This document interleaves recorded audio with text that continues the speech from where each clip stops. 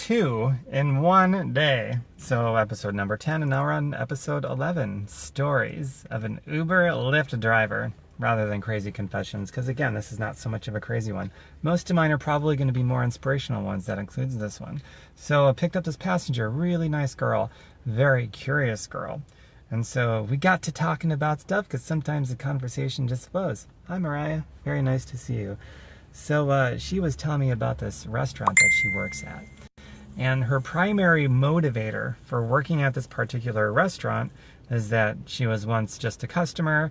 She loved the food so much. She said, I have to find out how they make all this food. I know. I will apply to work here. I'll get a job here as a chef so I can find out how they make this food because it is so good.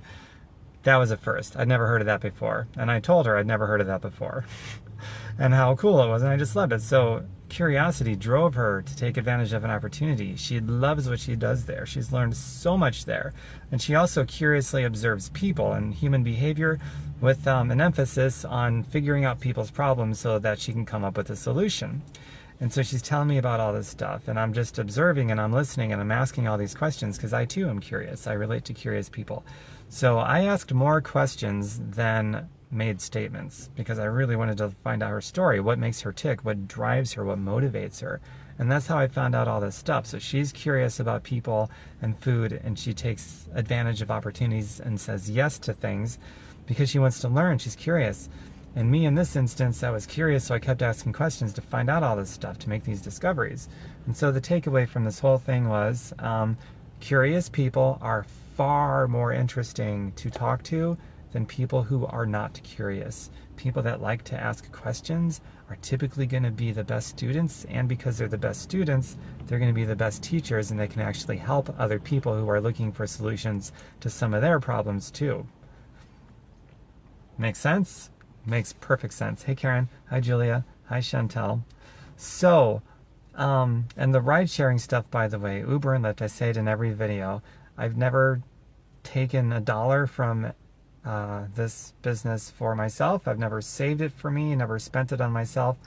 All of that money goes towards my affordable housing project, and I donate a little bit of it to the Gerson Institute, where they heal people from all kinds of diseases, including all cancers, all stages, with nature, not medicine.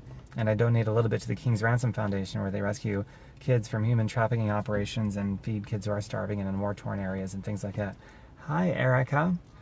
And so that always begs the question, Tom, how do you pay your bills then? If you don't take any of the money for yourself, you don't spend it on you, I don't save it on me, or whatever. So people always ask, and it's because I got into a home business over a decade ago. The girl I was dating at the time was in one. And I said no for 3.5 months until I finally said yes. It was the idea of adding health and fitness to our lives and learning how to make residual money doing it. So I learned how to do that over a decade ago, and I'm always inviting people to do that with me, for people that are also curious, people that love asking questions and being great students so they can in turn turn around and be great teachers. And all of you out there, if you love adding health and wellness, and you want to learn how to make residual money doing that so that you too can do stuff like this for free and not have to charge anybody anything and be covered, food, bills, all that stuff that all of us have to deal with, that turns you on, private message me. I'll share with you what I've been doing for over 10 years, and if it turns you on, you can do it with us. You can, we'll lock arms and stuff. See, scroll up here. Hi Linda, I think I missed you earlier. And everybody else that's watching. Joanne. Hi Tom, love your heart, by the way. Thanks, Erica.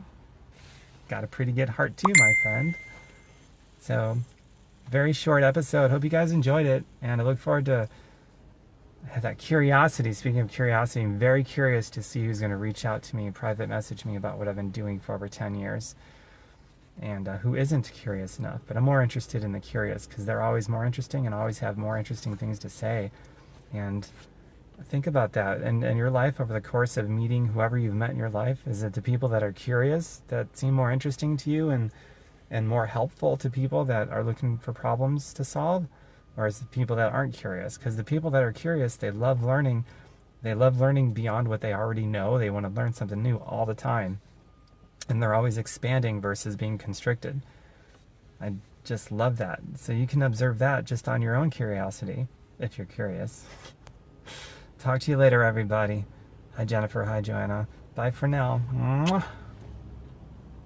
Oh, last but not least, TomBerkenmeyer.com is my website. Just like it's spelled here on social media, TomBerkenmeyer.com. But private message me anyway, just because we're human beings and we're supposed to engage each other, not just look at a static website. Bye for now.